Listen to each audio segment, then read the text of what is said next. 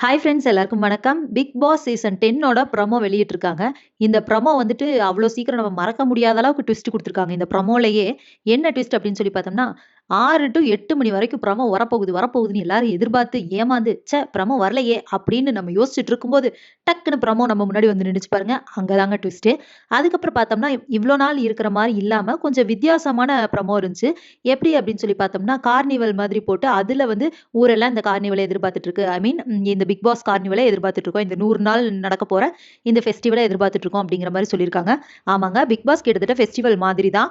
ஆனா போன big pass மாரி தயவு செஞ்சு மொக்கையா எதுவும் பண்ணிறாதீங்க சார் அப்படின்னு நம்ம கதற விட்டுட்டு இருக்காங்க. அப்படியெல்லாம் இருக்காதுங்க அப்படிங்கிற மாரி சாங் எல்லாம் பயங்கரமா வச்சு விஜய் சேதுபதி சார் இன்ட்ரோலாம் பயங்கரமா குடுத்து அவருக்கு ட்ரெஸ்ஸிங்ஸு, அந்த கார்னிவல் ஃபோட்டோஸு, அப்புறமா இதுக்கு முன்னாடி நடந்த இன்சிடென்ட்ஸ் அந்த மாரி எல்லாமே சொல்லியிருக்காங்க. அது மட்டும் இல்லாம எவிக்ஷன் எப்படி பண்ண போறாங்க அப்படிங்கிற மாதிரி கொஞ்சம் இன்ட்ரஸ்டிங்கான அந்த பிக்சர்ஸ் எல்லாம் பார்க்கவே கொஞ்சம் நல்லா இருந்துச்சு. அது மட்டும் இல்லாம இப்போ ஒருத்தவங்கள பிடிச்சிருந்தா அவங்கள எப்படி தக்க வச்சுக்கணும், அவங்க இருக்கணும் அப்படிங்கிறதுக்காக தேங்காய் உடைக்கிறாங்க. அது மட்டும் இல்லாம ஒருத்தவங்கள பிடிக்கல அப்படின்னா, பிளாக் மேஜிக்ல போயிட்டு இவங்க வெளிய போயிறணும் ஆண்டவா அப்படின்னு இது பண்ற மாரி, அந்த மாரிலாம் சில பல இதெல்லாம் வச்சிருக்காங்க. அதுக்கப்புறமா வந்துட்டு இந்த டைட்டில் சாங் அதாவது வேக்கப் சாங் காலையில எந்திரிப்பாங்க இல்லையா? அத வந்துட்டு மக்கள் எதிர்பார்த்துட்டு இருக்காங்கன்னு சொல்றாங்க. ஆமாங்க நெறைய இடத்துல நானுமே எதிர்பார்த்திருக்கேன். என்ன பாட்டு போடுவாங்க? அது எதுக்காக அந்த பாட்டு போட்டுருக்காங்க? இன்னைக்கு அதுல ஏதாவது விஷயம் இருக்குமா? அப்படிங்கிற மாரி எல்லாரையுமே யோசிக்க வைப்பாங்க. அது மட்டும் இல்லாம எல்லாரும் காலையில எந்திரிக்கும்போதே ஒரே ஜாலி மூடோட டான்ஸ் ஆடிட்டு எந்திரிப்பாங்க. அத பார்த்து மக்கள்லாம் ஆடுற மாதிரி சில பிக்சர்ஸ் வச்சிருக்காங்க. அதுவும் நல்லாருக்கு. அப்புறம் என்ன சொல்லியிருக்காங்கன்னா, மார்னிங் வந்துட்டு வேக்கப் சாங்கு, ஈவினிங் வந்துட்டு காசிப் பார்ட்டி அப்படின்னு சொல்லியிருக்காங்க. அதாவது இப்ப பேசுறோம் இல்லையா?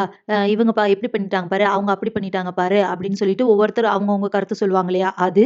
அது மட்டும் இல்லாம ஒரு வாட்ஸ்அப் குரூப்லயுமே வந்துட்டு சண்டை போடுற மாதிரி, டிஸ்கஷன்ஸ் போற மாரி, அந்த மாரி எல்லாமே இதுல வந்து சொல்லியிருக்காங்க இந்த ப்ரமோல. பார்க்க கொஞ்சம் நல்லாருக்கு. விறுவிறுப்பா போகுமோ அப்படின்னு சொல்லிட்டு நம்ம எதிர்பார்க்குற மாரி இருக்கு. அதுக்கப்புறம் லோகோ. இவ்ளோ நாள் வந்துட்டு சிங்கிள் டிஜிட் இருந்தனால 1, 2, 3ங்கிற சென்டர்ல இருந்துச்சு. ஓகே. பட் இப்ப வந்துட்டு டபுள் டிஜிட் அப்படிங்கிறனால 10 அப்படின்னு சொல்லி போட்டுருக்காங்க. பட் அது அந்த நமக்கு ஐ லோகோ மாதிரியே தெரியல. அந்த 10 மட்டும் தான் தெரியுது. வழக்கமா வந்துட்டு ஐ லோகோ பிளஸ் அதுலயும் அந்த நம்பர் உள்ளுக்குள்ள இருக்கிற மாரி நமக்கு தெரியும். பட் இப்ப வந்துட்டு அந்த கண்ணோட இது இல்ல. அந்த 10ங்கிறது தான் நமக்கு நல்லாவே தெரியுது. ஏன்னா இது 10 சீசன் அப்படிங்கிறனால. அதுக்கப்புறமா விஜய் சேதுபதி சாரும் கொஞ்சம் உடம்பெல்லாம் குறைச்சு கொஞ்சம் நல்லா வந்திருக்காரு. பட் அவரோட ட்ரெஸ்ஸ பத்தின கமெண்ட்ஸ் வந்து 2 விதமா வந்துட்டு இருக்கு. ஒரு சிலர் வந்துட்டு, "ஆஹா! ஓஹோ! சூப்பரா இருக்கு" அப்படிங்கிறாங்க. ஒரு சிலர், "இது என்னப்பா ட்ரெஸ்ஸு மாடு மேய்க்கிறவன் போடுற மாரி இருக்கு ட்ரெஸ்ஸு" அப்படிங்கிறாங்க. என்னோட கண்ணோட்டத்துப்படி பார்த்தோம்னா, அத பார்த்தா இந்த குடுகுடுப்புக்காரங்கலாம் போடுவாங்கல்ல, அந்த மாதிரி இருக்கு. சார் தயவு செஞ்சு இந்த மாரி ட்ரெஸ்ஸிங்ஸ் பண்ணி எல்லாத்தையும் சிரிக்க வைக்காம கொஞ்சம் டீசென்ட்டா வாங்க சார். நீங்க ட்ரெஸ்ஸிங்ஸ் மட்டும் அப்படி கிடையாது. பேசுறதும் கொஞ்சம் இவங்க தான், அவங்க தான்னு சொல்லிட்டு சப்போர்ட் பண்ணாம கொஞ்சம் பொதுப்படையா பேசினா நல்லாருக்கும். பொதுப்படை அப்படிங்கிறத விட தேவையான விஷயத்த பேசுங்க. என்ன பிரச்சனை, என்ன இஷ்யூவோ அத பேசுங்க. அத விட்டுட்டு அன்வான்டடா பேசிட்டு இருக்காம, போன சீசன் மாரி தயவு செஞ்சு மொக்கையா கொண்டு போகாம, இந்த வாட்டி ஸ்டார்ட்டிங்ல ஒரு எதிர்பார்ப்போட எல்லாருமே இருக்காங்க. அதே மாதிரி கண்டஸ்டன்டும் அந்த மாரி சூஸ் பண்ணா நல்லாருக்கும். கண்டஸ்டன்ட் சூஸ் பண்றது அப்படின்னா, வெறும் கன்டென்ட் குடுக்கறதுக்காக மட்டும் இல்லாம, அவங்க சைடு அவங்க கேம கரெக்ட்டா விளையாடுறாங்களா? அந்த மாதிரியான கண்டஸ்டன்ட் சூஸ் பண்ணா நல்லாருக்கும்.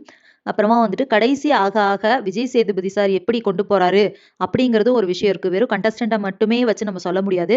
வீக்கெண்ட் எபிசோட்ஸ் எல்லாம் வந்துட்டு விஜய் சேதுபதி சார் ஹேண்டில் பண்றத வச்சு தான் மக்கள்லாம் பார்க்கவே ஆரம்பிப்பாங்க. பிக் பாஸ் முடிஞ்சதுக்கு அப்புறம் கூட, "ஐய்யய்யோ! முடிஞ்சிருச்சே லைவ் பார்க்க முடியாதா? வீக்கெண்ட் ஷோ இல்லையா?" அப்படிங்கிற மாரி மக்கள வந்து எதிர்பார்க்கிற அளவுக்கு கொண்டு போவாங்க அப்படிங்கிற மாரி இந்த வாட்டி இருக்கு. ஸோ அந்த மாதிரி கொண்டு போய் இந்த பிக் பாஸ் நல்ல முடிவு வருமா? இல்ல போன வாட்டி மாதிரி, "ஐயோ! இது ஏன்டா பிக் பாஸ் இப்படி இருக்கு?" அப்படிங்கிற மாரி மக்கள வந்து ரொம்ப டென்ஷன் ஆகாம, "ஓகே நல்லா இருக்கே! விறுவிறுப்பா இருக்கே! எப்ப வீக்கெண்ட் வரும்? சாட்டர்டே, சண்டே எப்ப வரும்? விஜய் சேதுபதி சார் எப்ப வந்து என்ன சொல்லப் போறாரு? யாரு என்ன தப்பு பண்ணாங்க? குறும்படம் போட்டு காட்டுவாங்களா? இல்ல இந்த வாரம் யாரு எவிக்ஷன் லிஸ்ட்ல வரப்போறாங்க?" அப்படிங்கிற மாதிரி எல்லாம் நெறைய எதிர்பார்ப்புகளோட மக்கள் இருக்கிற மாதிரி கொண்டு போவாங்களா? அப்படிங்கிறது தெரியல. ஸோ இப்போ ப்ரமோ வந்திருக்கு இல்லையா? இதே மாரி அடுத்தடுத்த ப்ரமோ அண்ட் யார் யாரெல்லாம் பார்ட்டிசிபேட் பண்ண போறாங்க அப்படிங்கிற கண்டஸ்டன்ட் லிஸ்ட்டு எல்லாமே அடுத்தடுத்த வீடியோஸ்ல நம்ம போட்டுட்டே இருப்போம். உடனுக்குடனே அப்லோட் பண்ணிட்டே இருப்போம். உடனே வந்துட்டு நீங்க வந்து நம்மளோட சேனல மறக்காம சப்ஸ்கிரைப் பண்ணிக்கோங்க. அப்பதான் நம்மளோட இந்த பிக் பாஸ் சீசன் 10 பத்தின அப்டேட்ஸ் வந்து உடனுக்குடனே உங்களுக்கு கிடைக்கும். நன்றி, வணக்கம்.